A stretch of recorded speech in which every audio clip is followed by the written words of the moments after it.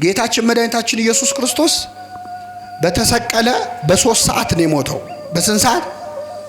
በነገራችን ላይ በታሪክ መስቀል ላይ ተሰቅሎ በ3 ሰዓት የሞተ ሰው የለም። መስቀል ላይ የሚሰቀሉ ሰዎች እስከ 5-6 ቀን ሁሉ ይቆያሉ፣ አልሞት ይላሉና እንዲሞቱ የተፈለገው ያን ቀን ሰንበት ስለነበር አጽማቸውን መቅበር ስለማይቻል መጡና በግራና በቀኝ የተሰቀሉትን ወንበዴዎች እግራቸውን ሰበሯቸው። እግር የሰበሩን ለምንድን ነው? መስቀል ላይ የተሰቀሉ ሰዎች በእግራቸው ከፍ ብለው ነው የሚተነፍሱት።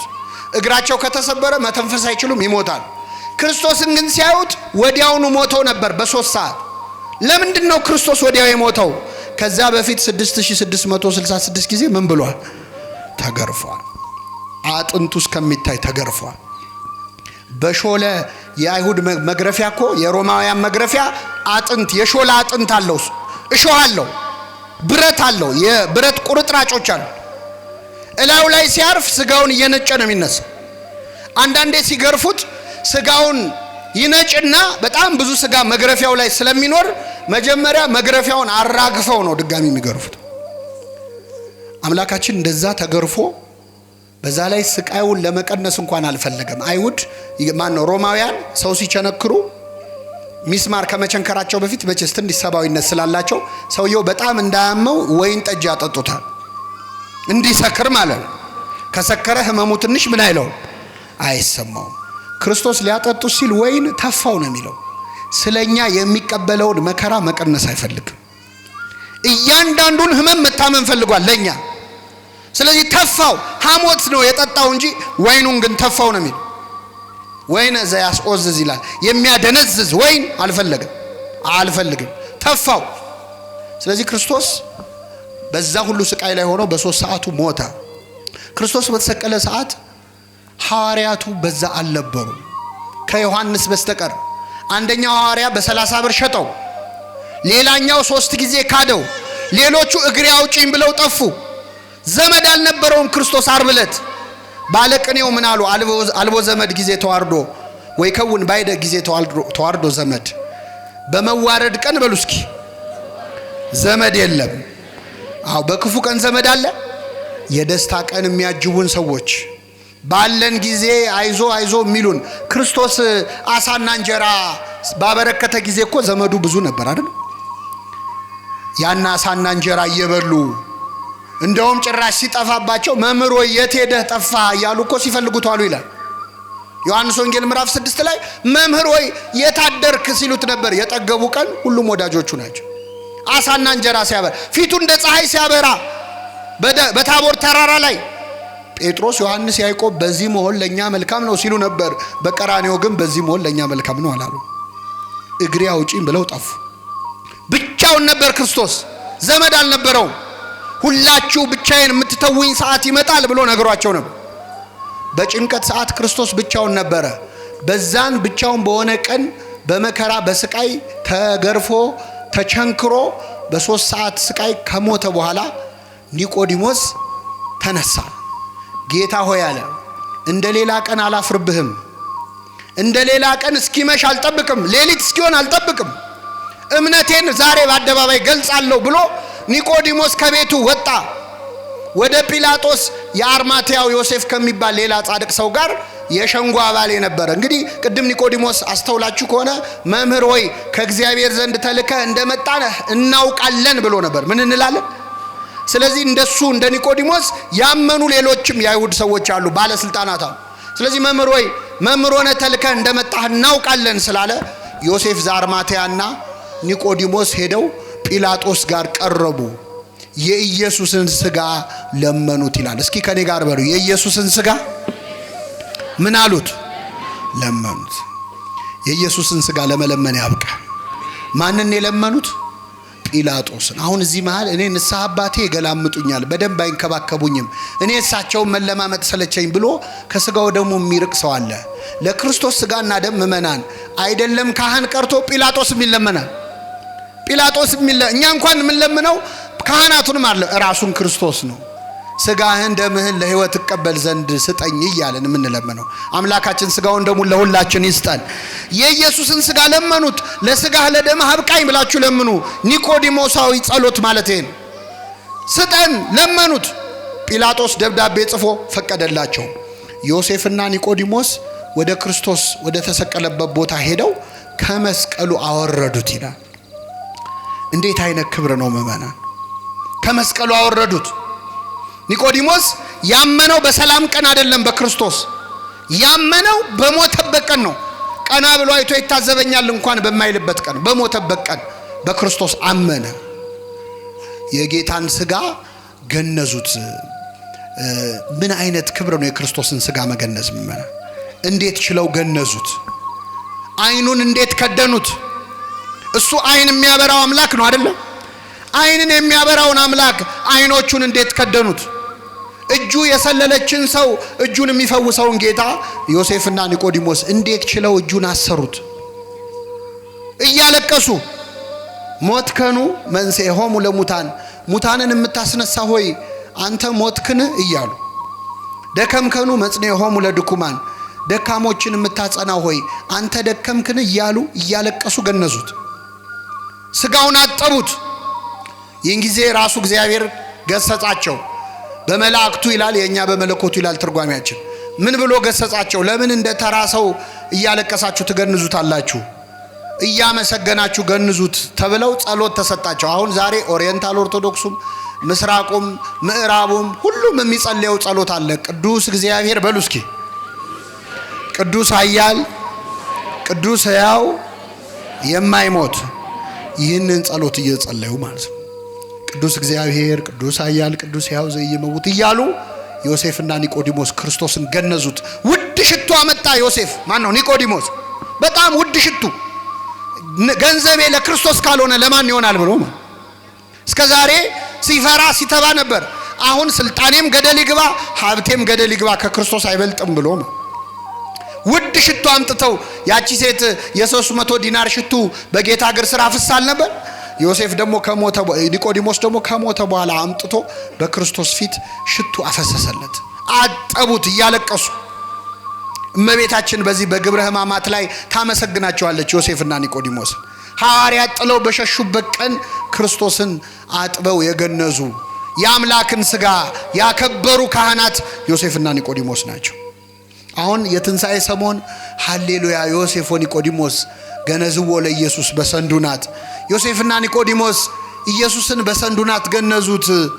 ግን በሶስተኛው ቀን ደግሞ ተነሳ እያልን እንዘምርላቸዋለን። ትልቅ ቅዱሳን ናቸው። በመከራ ቀን ሃይማኖትን መግለጽ እንዴት ያለ ነው! በሰላም ጊዜ በሌሊት መጣ ኒቆዲሞስ፣ በሰላም ጊዜ ፈራ ተባለ። የመከራ ቀን ግን ሞት ቢመጣ ይምጣብኝ ብሎ ሃይማኖቱን ገለጸ። በክፉ ቀን እምነታችንን ለመግለጽ እግዚአብሔር በቸርነቱ ይርዳል። ሰው የሚክደው እኮ በመከራ ቀን ነው አይደለም? ነው አይደለም? አሁን እዚህ ጉባኤ እየተማርን አርገውና እንደው የሆነ አደጋ ጣዮች መጥተው ቤተክርስቲያኑን ከበው አንድ ሰው ከዚህ እንዳይወጣ እንገላቸዋለን ቢሉ አይዟችሁ ቁጭ በሉ እዚሁ ብላችሁ ትቀመጣላችሁ? እኔም ካልኩ ነው። እኔ ጉባኤ ብለው ጠርተው ነው ምንም ማቀው ነገር የለም ልል ይችላል። ሁሉ ጻድቅ በጊዜ ርቱ ይላሉ አባቶቻችን። በሰላም ጊዜ ሁሉም ጻድቅ ነው አይደለም? ነው አይደለም? እንግዳ ባይኖር ሁሉም ሴት፣ ዝናብ ባይኖር ሁሉም ቤት ይባላል። ሁሉም ቤት እኮ ዝናብ ከሌለ ያፈሳል። ማፍሰሱ የሚታወቀው መቼ ነው? ሁሉም ሴት እንግዳ ካልመጣ እኮ ባለሙያ ነች አይደለም? እንግዳ ሲመጣ ነው ጉዱ የሚወጣው። መከራ ሲመጣ ነው ክርስትና እኮ የሚታወቀው። አልክድም ያሉ ክደዋል እኮ። አልክድህም ጌታ ሆይ ያሉ ክደዋል። አላውቅም ብለዋል። ወአዲ ኢታውቀ ለነ ከመምንተን ከውን። ወንድሞች ሆይ ዛሬ የእግዚአብሔር ልጆች ነን፣ ነገ ምን እንደምንሆን ገና አልተገለጠም። ቆመን በመሰከርንበት እንክደው ይሆን? የሚያውቀው ማን ነው? እግዚአብሔር ነው። እና ሁሉም ሐዋርያት በሸሹበት ሰዓት ኒቆዲሞስ የለም ጌታ ሆይ ዛሬማ አልሸሽም፣ ብሞትም ካንተ ጋር ልሙት ብሎ ክርስቶስን ገንዘው ቅዱስ እግዚአብሔር ቅዱስ ኃያል ብለው ስጋውን ተሳልመው በክብር ገነዙት። እንዴት አይነት ጸጋ ነው! ዮሴፍና ኒቆዲሞስ ያገኙትን ክብር ለማግኘት ያብቃል። ከፈለጋችሁ ይላል ቅዱስ ዮሐንስ አፈወርቅ፣ እኔ በዛ ዘመን ብኖር እኮ ክርስቶስን አጥቤ ገንዘው ነበረ፣ ክርስቶስን አለብሰው ነበር ካላችሁ ችግር የለውም፣ አሁንም ትችላላችሁ። ወጣ በሉና ክርስቶስ ደሃ ሆኖ ነዳይ ሆኖ እርቃኑን ብርድ ሲመታው ታገኙታላችሁ። ሂዱና አለብሱት። ሄደ። ደሃውን ካለበሳችሁ ማን እንዳለበሳችሁ ነው? ክርስቶስ ቅዱስ ኤፍሬም ሶሪያዊ በሶሪያ ከተማ በሌሊት ይወጣና ከተማውን እየዞረ የሞተ ድሃ ካለ ይፈልጋል ሬሳ ሲያገኝ ይገንዘውና ሲመለስ ዛሬ ክርስቶስን ገነዝኩት ይላል። ዛሬ ጌታዬን አለበስኩት። ለነዳያን ካረግነው ለማን እንዳረግነው ነው የሚቆጠረው? ለክርስቶስ እንዳረግነው ነው የሚቆጠረው። አሁን እኛ በር ላይ ጥለን መተን እኮ ነዳያን እየለመኑን ገብተን ቤተክርስቲያን ውስጥ ጧፍ እናበራለን፣ ሻማ እናበራለን። ድሃው ረግጠ ገብተ መቅደስ ገብተ ሻማ ብታበራ የድሃው እንባ ያበራውን ሻማ ያጠፋዋል ይላል። ያጠፋዋል። ድሃው ረግጠ ከሄድክ ማለት ክርስቶስ በድሃ ውስጥ አለ የለም? አዎ። አባ ቢሾይ የተባለ አባት ያደረገውን ልንገራችሁ። አባ ቢሾይ የመጣ የሄደውን ሰው እግር ያጥብ ነበር። ስራው በቃ እግር ማጠብ ነው። ከኔ ጋር ናችሁ ምእመናን? ጉድጓድ አለችው። እኔ እግዚአብሔር ፈቅዶልኝ ተሳልም ያለው እናንተንም ለመሳለም ያብቃችሁ። ያቺ ጉድጓድ አለች አሁንም ግብጽ ውስጥና ጉድጓድ ውስጥ ያጥባል። አጥቦ ሲጨርስ የእንግዳውን እግር ይስማል አይደል? አሁን ቀረ እንጂ እኮ ድሮ ባህላችን እንደዚህ ነው። እግር ይታጠባል፣ ከዛ ምን ይላል? ይሳማል። ከዛ አንድ ቀን እግር አጥቦ የሚስመው ቢሾይ አንድ ቀን እግር አጠበና የሆነን ሰውዬ እግሩን ሳመው። ከኔ ጋር ናችሁ? እግሩን ሲስመው እግሩ ላይ በሚስማር የተበሳ ነገር አየ። እግሩ ተቸንክሯል። ማን ነው ማለት ነው? ቀና ብሎ ሲያየው ክርስቶስ ነው። ከዛ ሰገደለት፣ ክርስቶስ ተሰወረ። ስለዚህ ያን ቀን እግሩን ያጠበው የማንን እግር ነው? ደስ አለው። የክርስቶስን እግር ጣቢ ብታገኙ ምን ታረጉታላችሁ? በቃ ጠጣዋለሁ ብሎ ሊጠጣ ጀመረ። ከዛ ደቀ መዝሙሩ ሲመጣ እግር ጣቢ እየጠጣዩ ዘገነ ነው። ጭራሽ ብለብለ እግር ጣቢ መጠጣት ጀመርካ? ና ጠጣ አለው። ኧረ ዞር በል ላንተም ቀፎኛል አለ። ተው ጠጣ። በሶስተኛው እምቢ ሲለው ጌታዬን አጠብኩት የሱን እግር ጣቢ ነው አለው። ኧረ አምጣው ልጠጣ ሲል እጣቢው በኖ ተኖ ጠፋ። ከዛ መነኮሳቱ ሰሙ። እንዲህ አባ ቢሾይ እግር አጠበ ክርስቶስን ለኛም ይገለጥልን ብለው መተው ተሰብስበው ነገሩት። ቅዱሳን የዋህ ናቸው፣ ምቀኝነት የለባቸውም።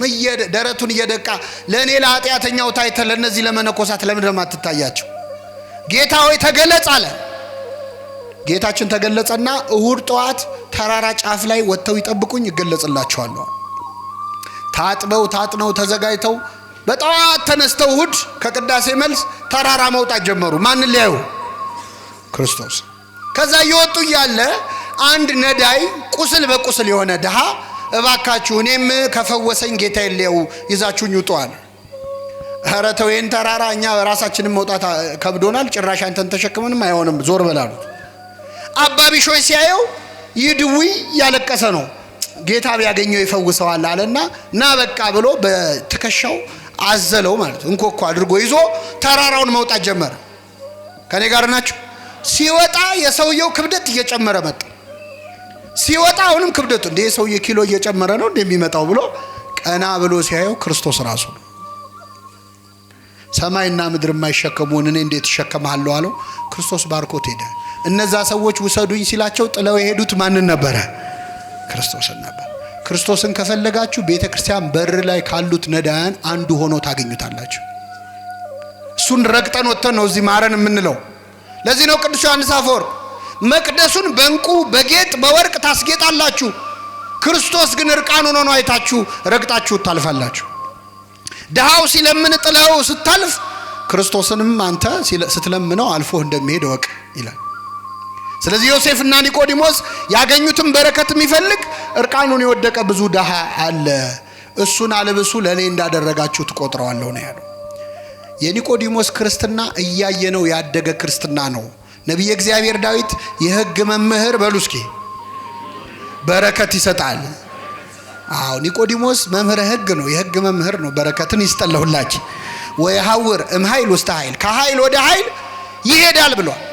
መጀመሪያ ፈሪ ነበር፣ ቀጥሎ ፈራ ተባ ብሎ ስለ ክርስቶስ መሰከረ።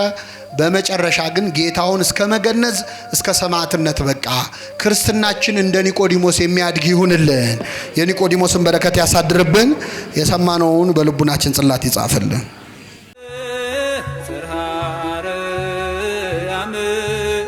ክብርሽ ገና